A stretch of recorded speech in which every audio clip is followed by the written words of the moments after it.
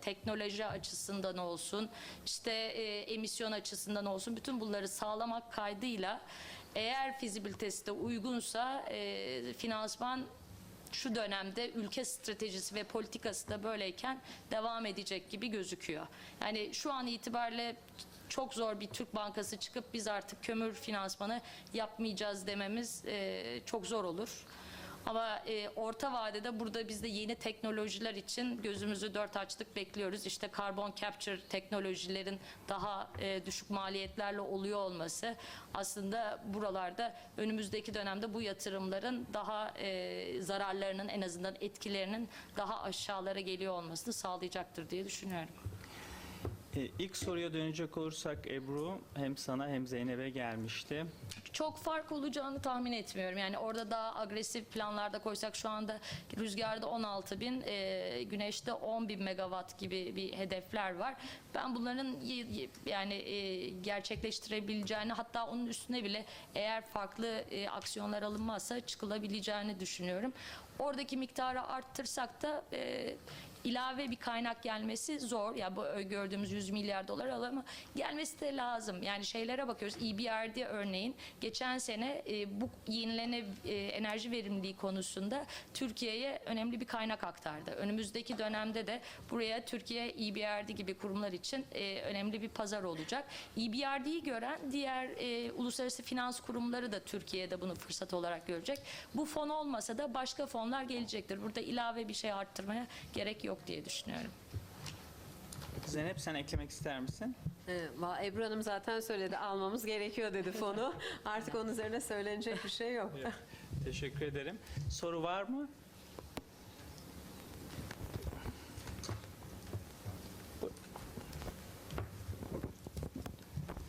İbrahim Birkan. Ben Michael'a 2 soru soracaktım. Bu low price all scenario, if it continues as it is. Ben Türkçe mi sorayım? Nasıl isterseniz. Devam edeceğini de öneriyoruz. Çünkü bu bir bakıma Rus ekonomisine karşı alınan bir tedbir. Bu böyle devam ederse bu durumda diğer enerji kaynaklarının, yenilenebilir enerji kaynaklarının yatırımı açısından bu bir avantaj mı, dezavantaj mı olur? İkincisi, hepimiz karbondan şikayet ediyoruz ama karbon yaşam için gerekli elementlerden bir tanesi. Peki teknoloji bu karbonu tutup insanlığın daha iyi bir şekilde yaşayabilmesi için neler yapıyor? Bu konudaki gelişmeleri de bize aktarabilirse teşekkür ederim. Teşekkür ederiz soru için. Hesaplarda yani maliyet Selçuk Özdil, ben ÇEDBİK Yönetim Kurulu Başkanıyım, Çevre Dostu Yeşil Binalar Derneği. Maliyet hesaplarını doğru yapabilmeniz için sosyal maliyeti hesaplıyor olmanız lazım. Böyle bir çalışmanız var mı? Çok merak ediyorum. Bir de basit bir soru, hani 2 sözcükle cevap yerine, dünya ne şekildedir geometrik olarak? Bu soruları kime aldık Selçuk Bey? Finans. Finans. Teşekkür ederiz. Bir soru daha alalım bir kişiden. Arkada.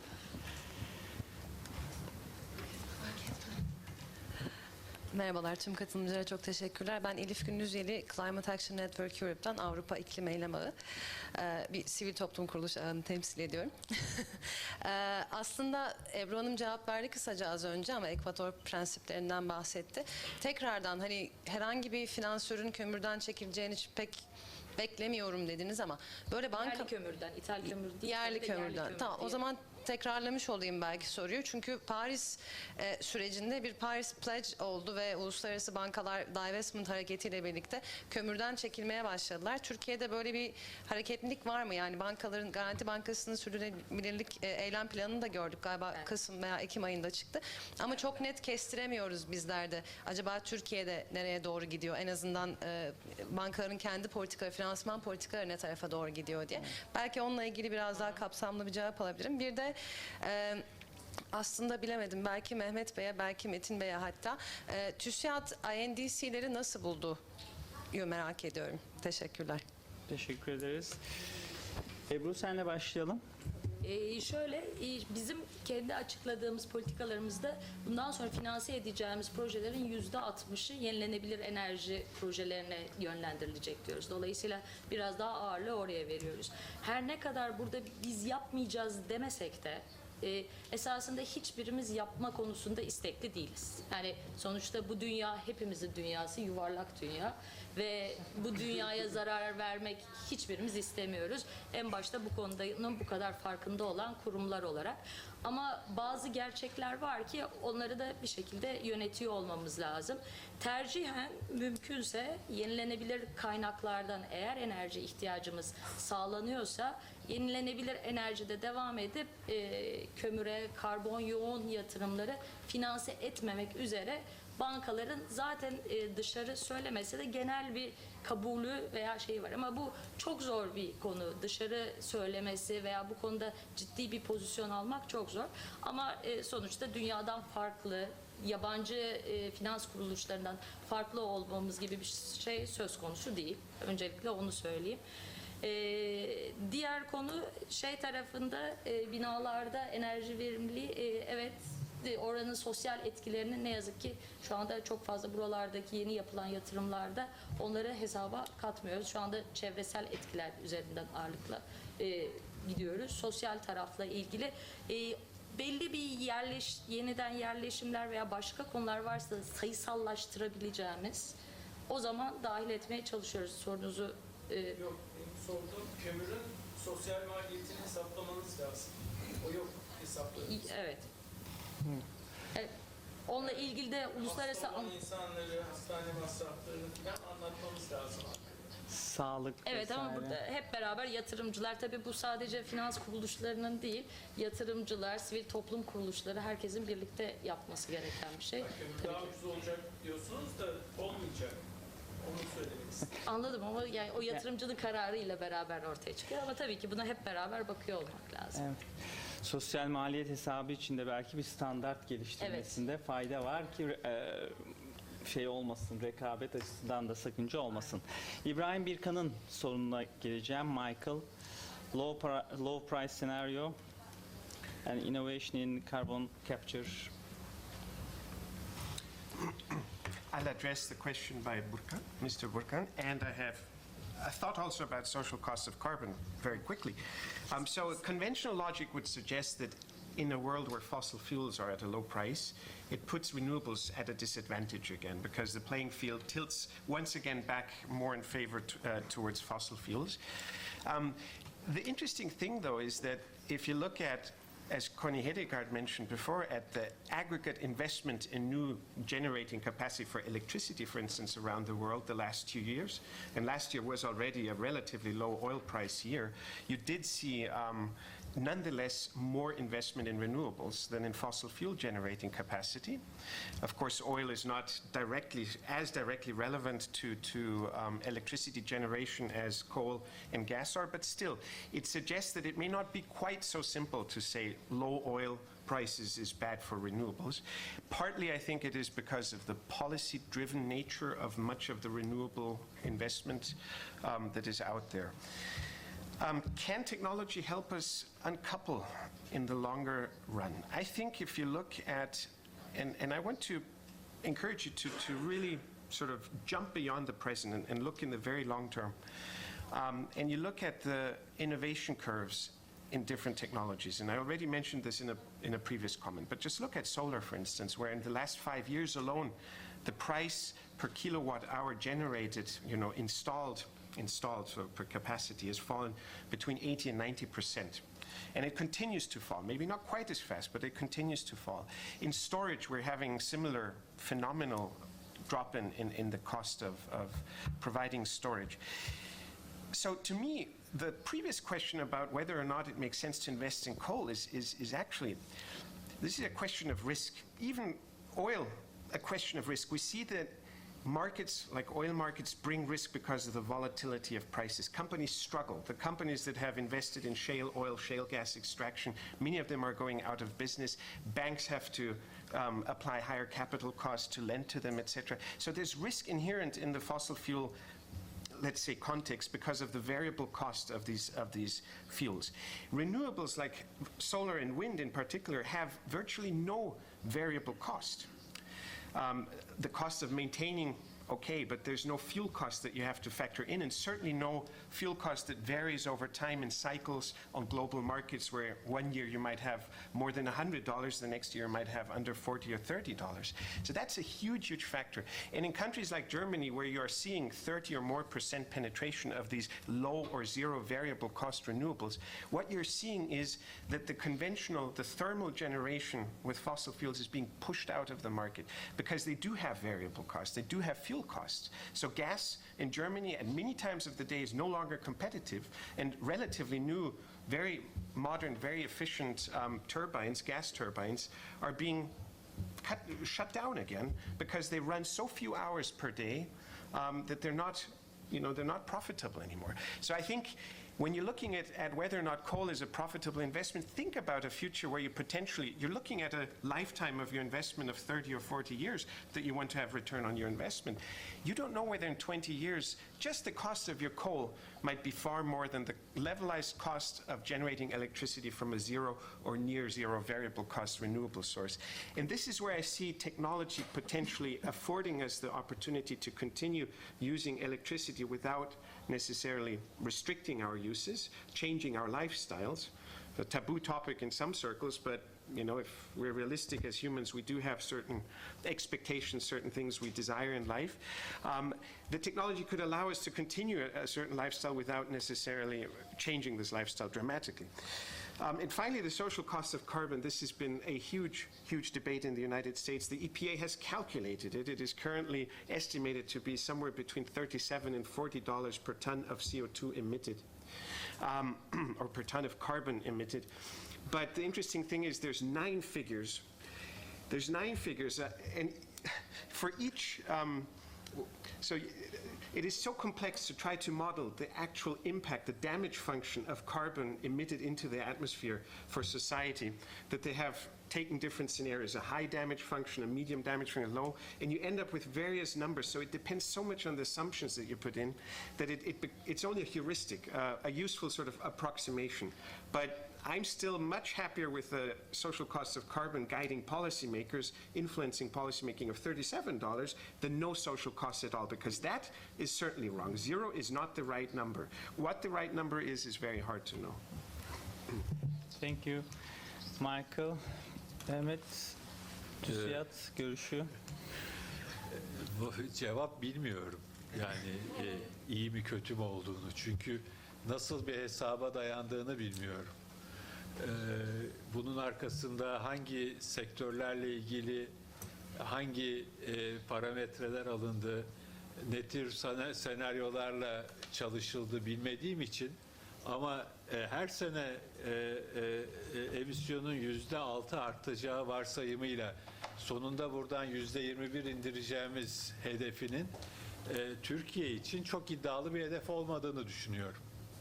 Hani Türkiye'de daha radikal bir değişim ihtiyacı olduğunu düşünüyorum bugünkü yapıdan yola çıkarak. Dolayısıyla hani o yüzden çok fazla iddialı da bir şey söylemek istemiyorum, ama hakikaten yani bu hangi sektöre ne getirecek ve bunun için nasıl politikalar gerektirecek, yani en azından benim içinde olduğum ortamda bu tartışılmadı. Benim içinde olduğum sivil toplum örgütlerinden bu konuda görüş sorulmadı. Ve sonuçta nasıl bu %21 rakamı çıktı, nasıl bir bu ulusal bir ortak şeyimiz oldu, hedefimiz oldu, onu bilemiyorum. Ama bırakın o hedefi, zaten normal, eğer siz bu işi tehdit olarak görüp baştan sağma buna karşı tedbirler alacaksanız bu iş yürümez. Sokma akıl, işte annemin de bana yıllardır dediği gibi, hani işte Bağdat'tan ileriye gitmiyor. Burada yapılacak olan şey, ülkenin menfaatine olan politikadan yola çıkarak bunu yeni bir mindsetle nasıl hayata geçireceğimiz üzerine kafa yormaktır. Yoksa oraya %21 yazmış, biz kitabına uyduralım işi, işte finansmanını da bulursak iyi olur. Halbuki onun ötesinde Türkiye'ye bu finansmanı çekecek ana stratejimiz ne? Ve bunu nasıl hayata geçireceğiz? Roadmap'imiz ne? Buradaki toplumsal uzlaşma ne? Benim esas baktığım burası olur. Böyle bakarsak da bugün tehdit gibi gözüken birçok şeyin fırsata dönüşebileceği görüşündeyim. Ve bunu da Türkiye'nin lehine ve insanlığın lehine bir iş yapacaksak da finansmanında ve yatırımcısını bulmakta çok güçlük çekeceğimizi de düşünmüyorum. Ama %21 nasıl bir rakam bilmiyorum. Yani cevap o. Teşekkür ederiz Mehmet. Zamanımız doldu. Onun için burada paneli kapayacağım. Kapanış konuşmasını yapmak üzere Amerika Birleşik Devletleri Büyükelçisi John Bass'ı konuşmasını yapmak üzere Flora davet edeceğim. Tüm panelistlere teşekkür ediyorum.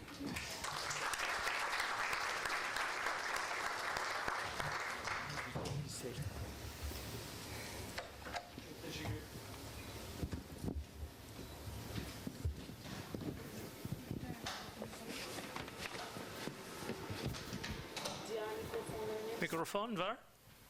Evet, tamam. Hanımefendiler, beyefendiler, hoş geldiniz at the end of the day. It seems a bit late to be saying that, but I just want to say on behalf of all of my colleagues in the American government and the embassy how delighted I am to see all of you here and to hear such an interesting fact-based conversation happening around what is one of the key issues we all face at this important juncture of history. I am cognizant I am in a very challenging position, not as the American ambassador, but as the last speaker of the afternoon. Clearly, global warming has happened in this room as well. It's a little warm, so I will keep my remarks short. One of the reasons I'm pleased to be here today is because this topic removes the usual challenge that diplomats face. So much of what we do every day in the choices we make about where we focus our efforts is in trying to balance the work we do between the urgent issues of the day and the important issues that affect wider audiences, many countries, and a broader set of challenges across countries and societies.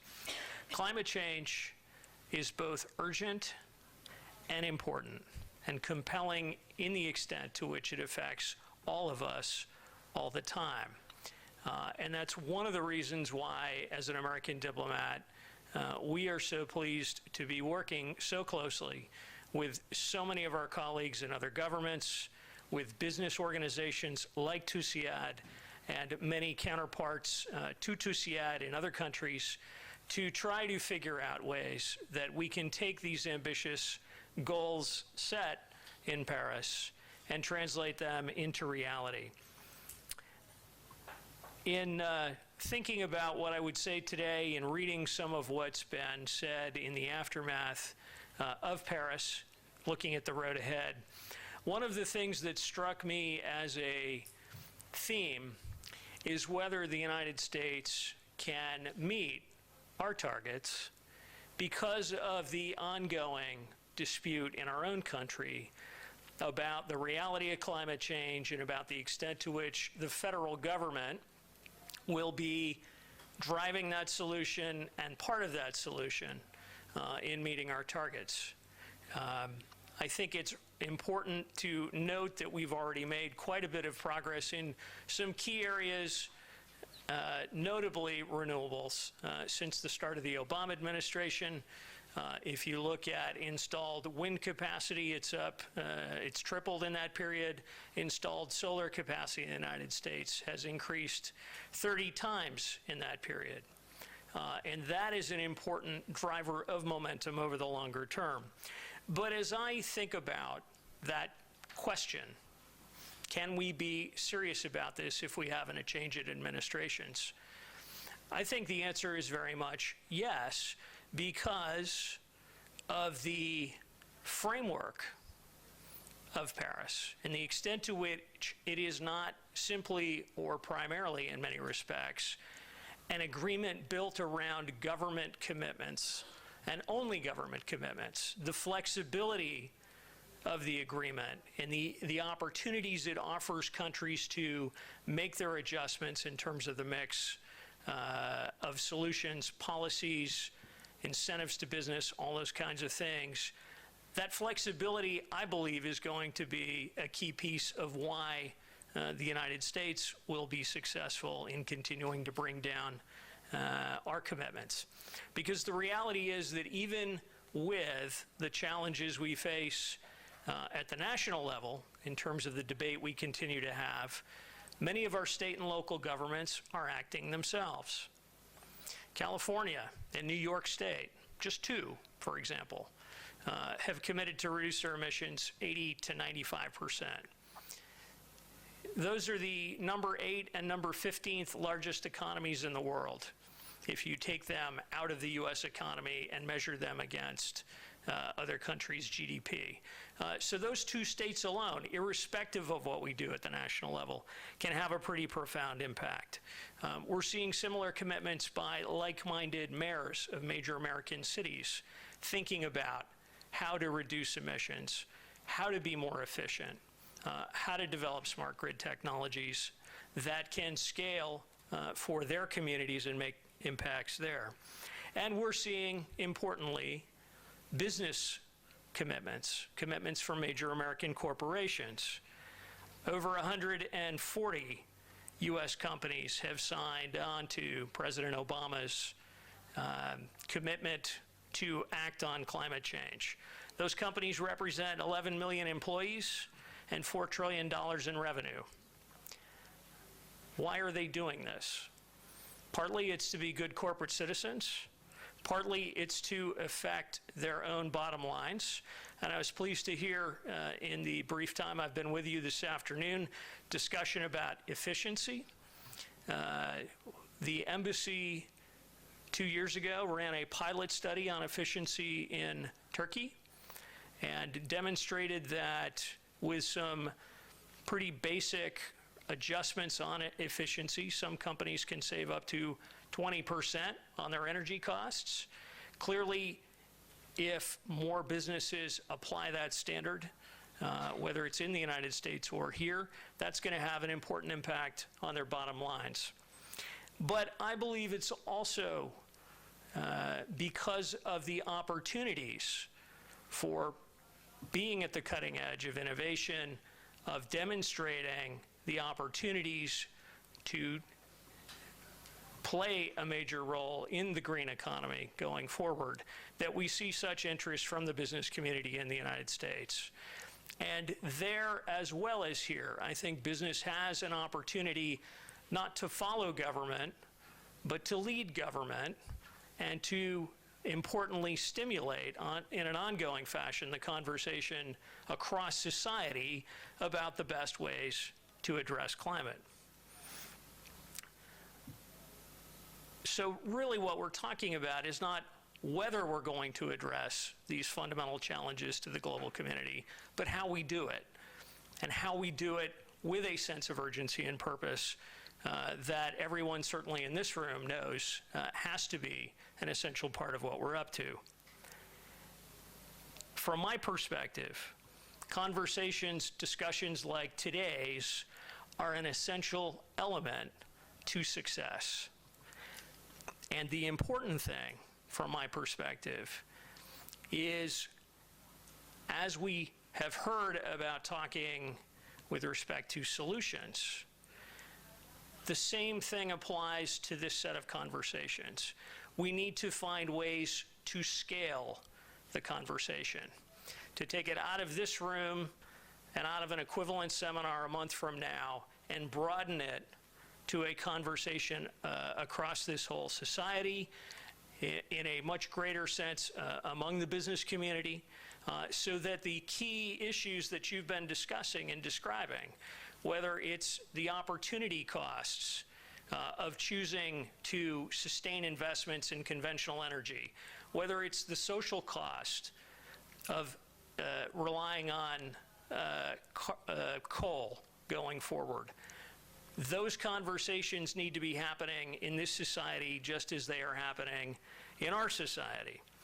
And that's why I'm pleased that we have been able to help generate that conversation today, and why we're going to be doing some additional work this week to help a wider spectrum of journalists in Turkey develop some of the basic information and the vernacular to be able to report on climate in ways that will reach wider audiences across this country.